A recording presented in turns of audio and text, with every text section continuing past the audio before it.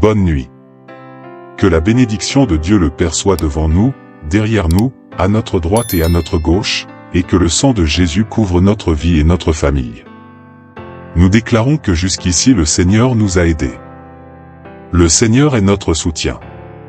Seigneur, nous te demandons de couvrir notre vie, de couvrir les nôtres avec ton précieux sang, nos enfants, notre conjoint. Nous te demandons de garder notre entrée et notre sortie. Nous prions, ô Dieu, que ce que tu as mis dans notre cœur se réalise. Montre-nous ta miséricorde. Notre cause est urgente.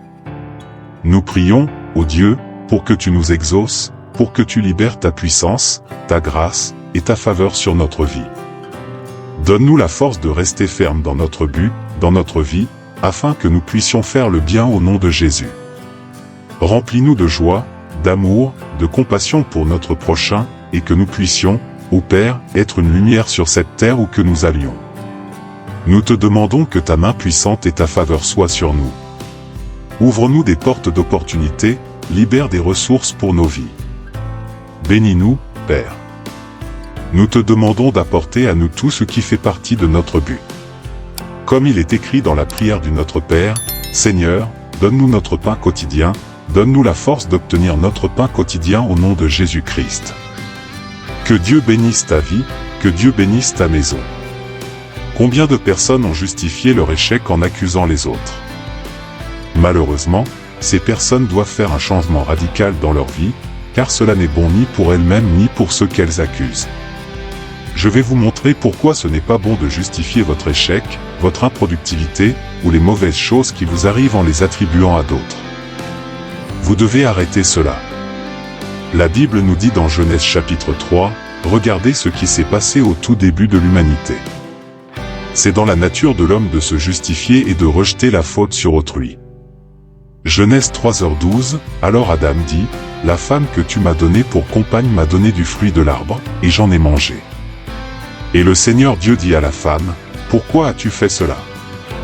La femme répondit, « Le serpent m'a trompé, et j'en ai mangé. » Adam a rejeté la faute sur Ève, et Ève a rejeté la faute sur le serpent.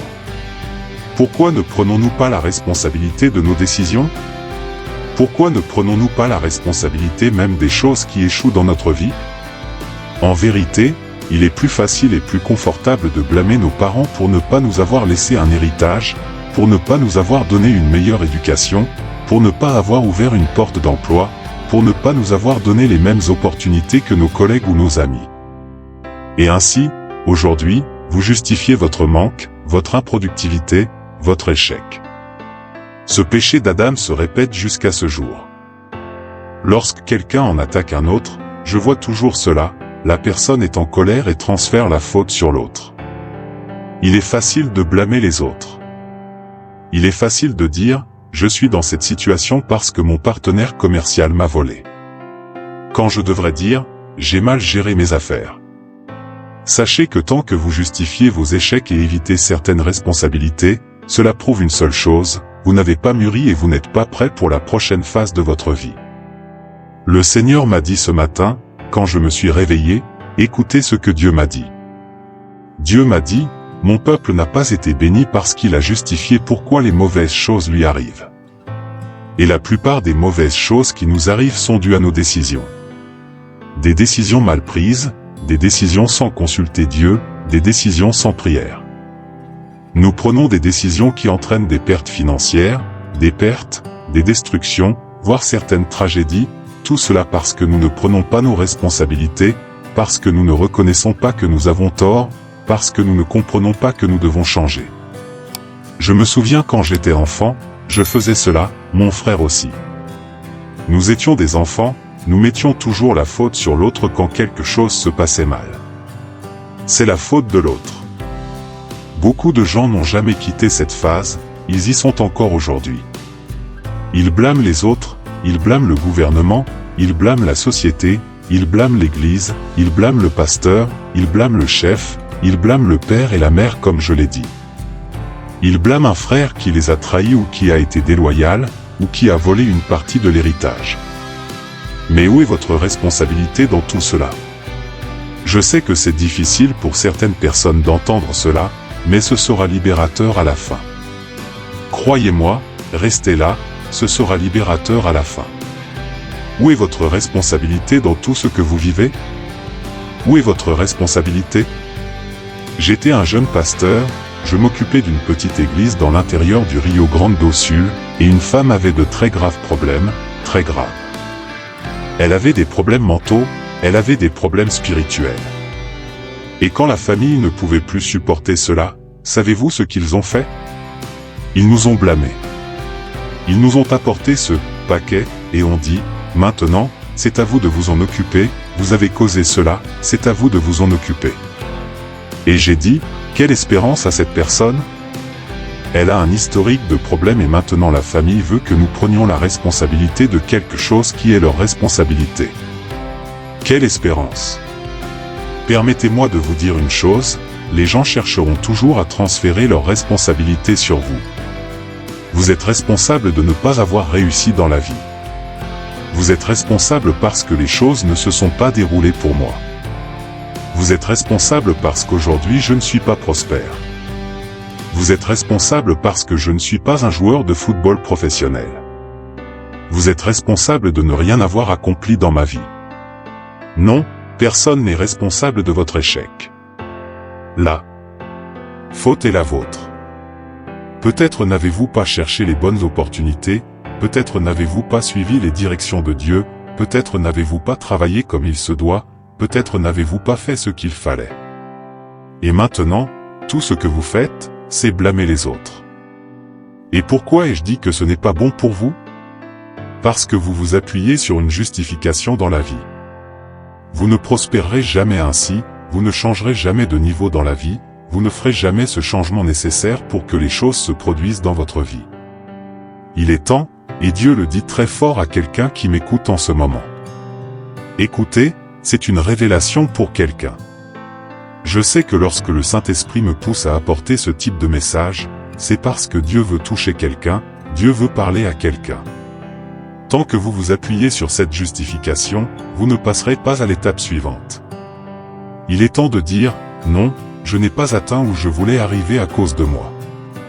Quand vous assumez cette responsabilité, dites, Dieu, aide-moi à me relever, aide-moi à me positionner, aide-moi à atteindre le but, le plan que Dieu a pour ma vie.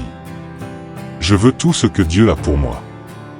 Si vous avez péché, ne blâmez pas votre femme, ne dites pas que c'est parce qu'elle ne vous donne pas de tendresse, parce qu'elle ne vous aime pas, parce qu'elle ne vous embrasse pas, parce qu'elle ne se soucie pas de vous. Non, arrêtez de vous justifier. Vous êtes tombé parce que votre désir était plus grand, vous êtes tombé parce que c'était un piège, vous êtes tombé parce que le péché vous a harcelé d'une telle manière que vous étiez faible. Assumez votre responsabilité, assumez-la, assumez que vous avez fait une erreur, demandez l'aide de Dieu et relevez-vous, relevez-vous, relevez-vous. Le Seigneur vous dit qu'il est temps de vous relever. Comprenez bien, je ne suis pas venu ici pour vous juger, je ne suis pas venu ici pour vous critiquer, je ne suis pas venu ici pour que vous vous sentiez mal parce que vous vous êtes appuyé sur une justification. Non, je suis venu ici pour que vous laissiez ces justifications de côté, pour que vous laissiez les béquilles de la vie. Je suis venu ici pour que vous vous positionniez et compreniez que Dieu a le meilleur pour votre vie.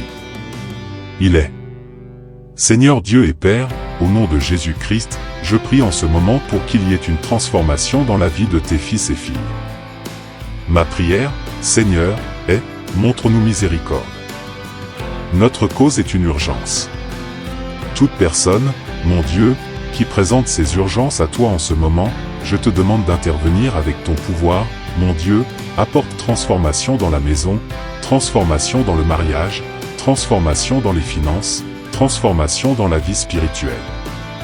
Cette personne, mon Dieu, qui se sent bloquée dans la vie, Seigneur, que dès aujourd'hui il y ait un déblocage, une percée dans sa vie, que des portes s'ouvrent, que des personnes viennent à elle, des personnes qui portent les clés de son destin. Je prie aussi, Père, pour que tu apportes sur son chemin ce qui est nécessaire pour qu'elle vive le but que tu as pour sa vie. Je prie également pour que tout document bloqué ou toute injustice qui s'est produite dans la vie de cette personne, et que d'une manière ou d'une autre tout cela est devenu nébuleux, caché par les ténèbres, je prie maintenant au nom de Jésus pour que tout mal tombe à terre. Je me lève contre toute action maléfique contre la vie de cette personne pour l'enchaîner, lier, et provoquer des perturbations, des problèmes, des conflits. Que tout ce mal tombe à terre au nom de Jésus-Christ.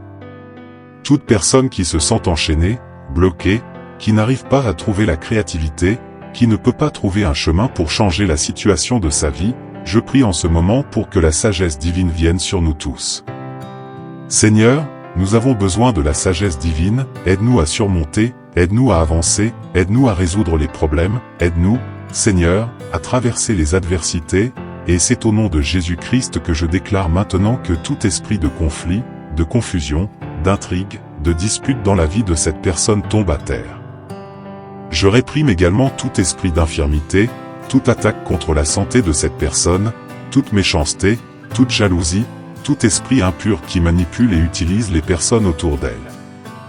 Je dis, sors, sors, sors, sors, sors, sors au nom de Jésus-Christ. Je déclare beaucoup de prospérité, beaucoup de vie, beaucoup de victoire, de salut dans toute ta maison, une transformation dans tout ton foyer. Je veux déclarer que la présence de Dieu est sur nous.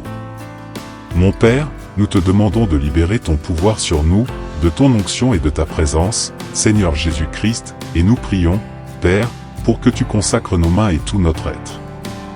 Pardonne nos péchés, aide-nous à nous améliorer et aide-nous, Seigneur, à vivre pleinement le plan et le destin que Dieu a pour notre vie, au nom de Jésus-Christ, Amen et Amen.